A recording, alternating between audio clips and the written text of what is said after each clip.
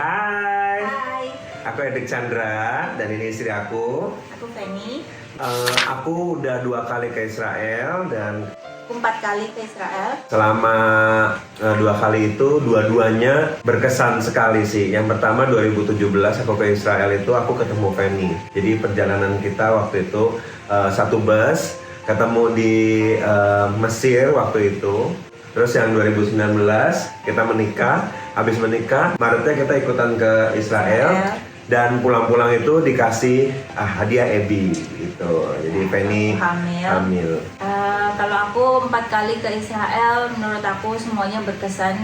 Dan trip ke Israel ini benar-benar menjadi sebuah cornerstone buat aku secara spiritually ya. Jadi itu di tahun 2012 itu yang very special moment. Secara personal mendapatkan pengalaman sama Tuhan.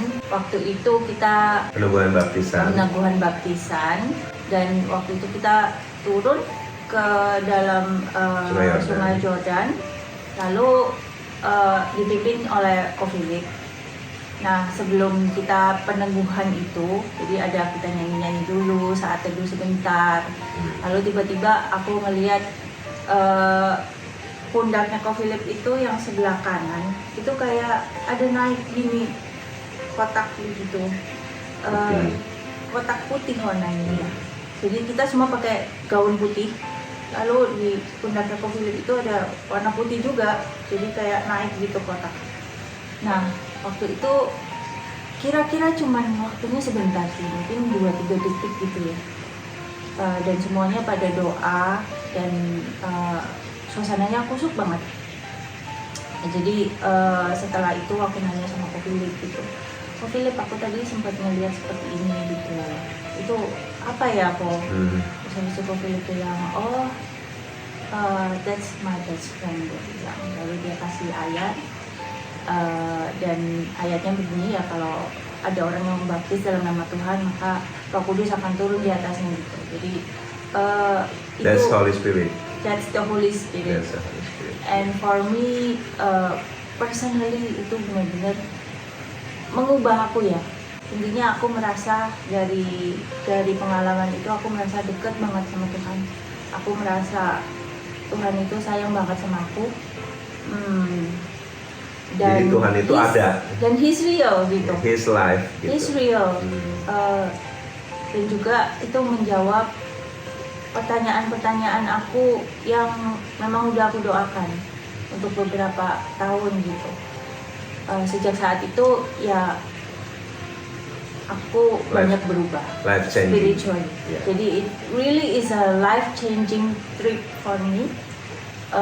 Dan pada saat itu juga, obviously waktu itu aku juga mendoakan jodoh. Jadi 2012 aku mendoakan, Tuhan kalau memang Tuhan berkenan, aku pengen ketemu jodoh aku. Lalu waktu aku doa, somehow aku dikasih tahu, bukan dari suara atau apa, tapi dalam hati aku tahu gitu. 5 tahun dari tahun itu, tahun 2012 itu, 5 tahun lagi baru kamu bisa ketemu. Dan terus itu 2017.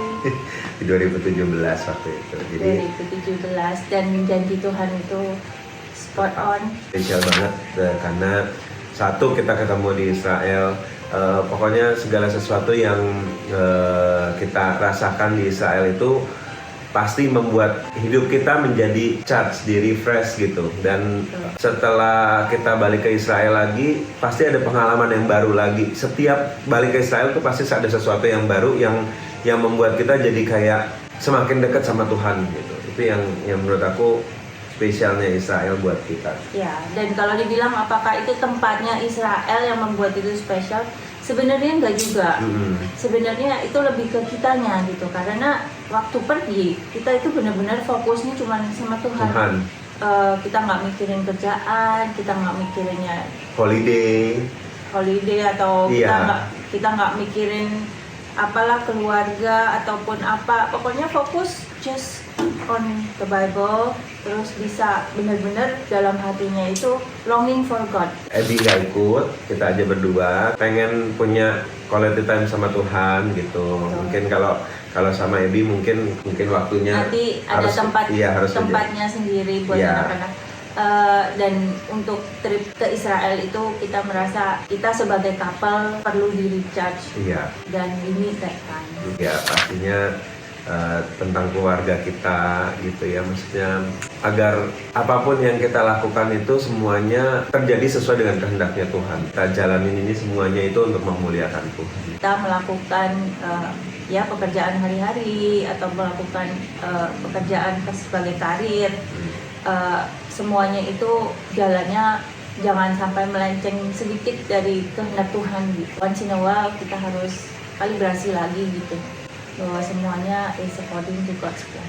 Kalau memang dikasih waktunya, berkatnya, kenapa enggak gitu loh. Kalau misalnya kita mau juga, kalau kita memang niat juga, dan kalau memang semuanya udah diberikan sama Tuhan, ikutlah gitu. Karena bukan sekedar kita cuma jalan-jalan ngelihat apa yang ada di Bible, tapi kita bisa ngerasain bagaimana waktu itu Tuhan itu menjalani hidupnya sebagai manusia di situ gitu. Jadi kita bisa merasakan langsung kedekatan itu gitu. Apa ya? Kayak sesuatu yang berbeda dari kita biasanya gitu hadapin gitu. Cuma kalau menurut aku sih dibandingin maksudnya perjalanan yang lain-lain, Israel ini life changing gitu. Dan especially karena limitation kita juga, kadang kita baca Bible kadang kayak kok nggak relate ya gitu.